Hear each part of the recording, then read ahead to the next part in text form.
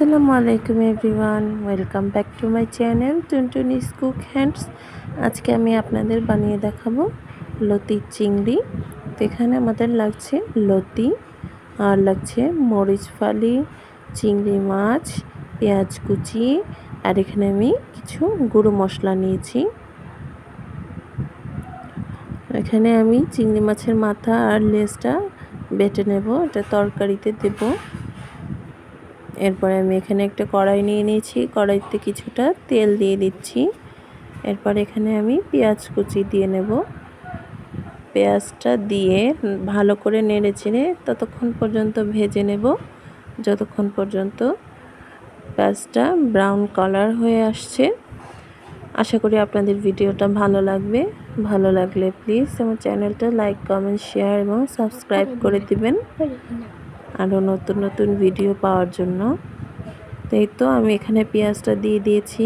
এখন আমি পেঁয়াজটাকে ভালো করে নেড়ে চেড়ে ব্রাউন কালার করে নেব। আর অবশ্যই এ সময় গ্যাসের ফ্লেমটা মিডিয়াম লোতে রাখবেন। এই তো আমার পেঁয়াজটা ব্রাউন কালার করে ভাজা হয়ে গিয়েছে। এখন আমি এখানে বাটা মশলা দিয়ে দেব। চিংড়ির মাথা আর লেজ বাটা দিয়ে দেওয়ার পরে ভালো করে মশলাটা পেঁয়াজের সাথে ভেজে নেব। এরপরে আমি এখানে দিয়ে দেব 1 টেবিল চামচ পরিমাণ আদা রসুন বাটা।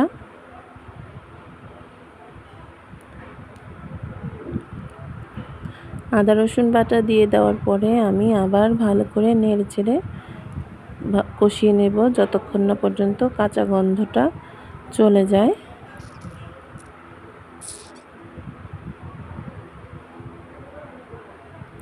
বাটা মশলাগুলো পেঁয়াজের সাথে ভালো করে ভেজে নেওয়া হয়ে গেলে এখানে আমি গুঁড়ো মশলাগুলো অ্যাড করে দেব।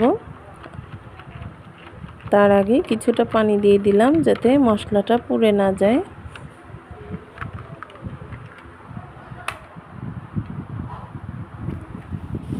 এখন আমি এতে গুঁড়ো মশলাগুলো দিয়ে দিব, লবণ, মরিচের গুঁড়া, হলুদের গুঁড়া, ধনিয়া গুঁড়া আর জিরা গুঁড়া।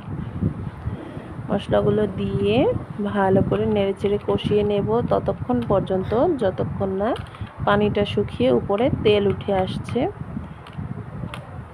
অবশ্যই কিন্তু গুঁড়ো মশলাগুলো দেওয়ার আগে পানিটা দিয়ে নেবেন, নইলে কিন্তু মশলাগুলো পুড়ে যাবে। এই তো আমি কষিয়ে নিচ্ছি মশলাগুলো ভালো করে কষিয়ে নেওয়া হয়ে গেলে এখানে আমি মরিচ ফালি দিয়ে দিব কয়েকটা।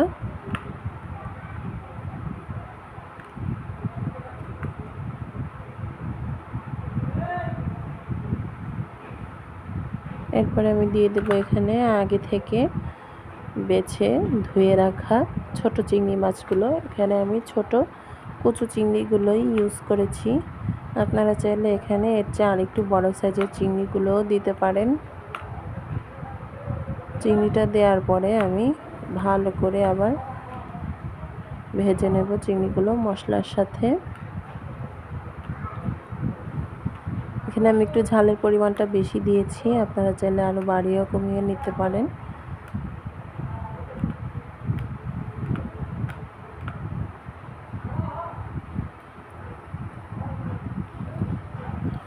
তো চিংড়ির সাথে মশলাগুলো ভালো করে ভেজে নেওয়া হয়ে গেলে এখানে আমি আগে থেকে বেছে কুটে ধুয়ে রাখা লতিগুলো দিয়ে কষিয়ে নেব।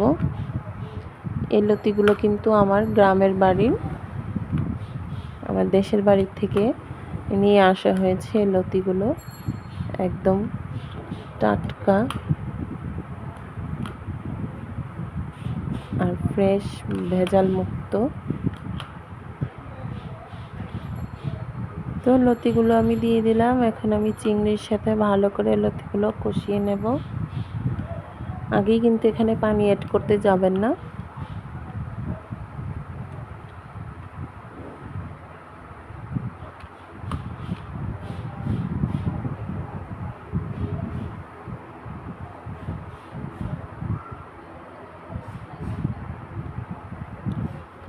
তো আমার ভালো করে কষিয়ে নেওয়া হয়ে গিয়েছে লতিগুলো।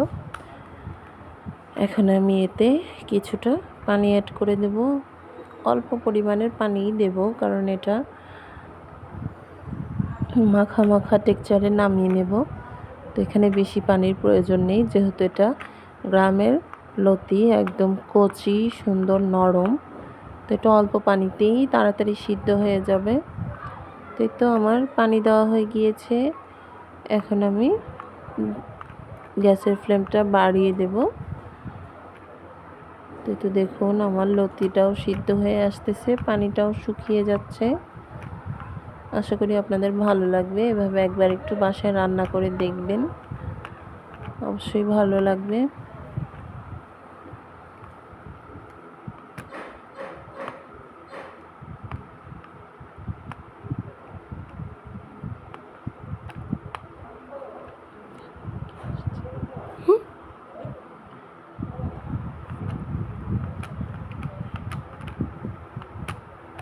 এই তো আমার লতি চিংড়ি রান্না করা একদম শেষ।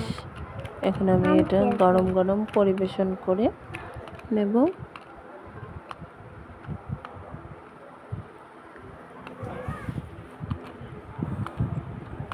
এই যে দেখুন কালারটাও কত সুন্দর এসেছে এবং দেখতেও খুব সুন্দর লাগছে, খেতেও খুব মজা।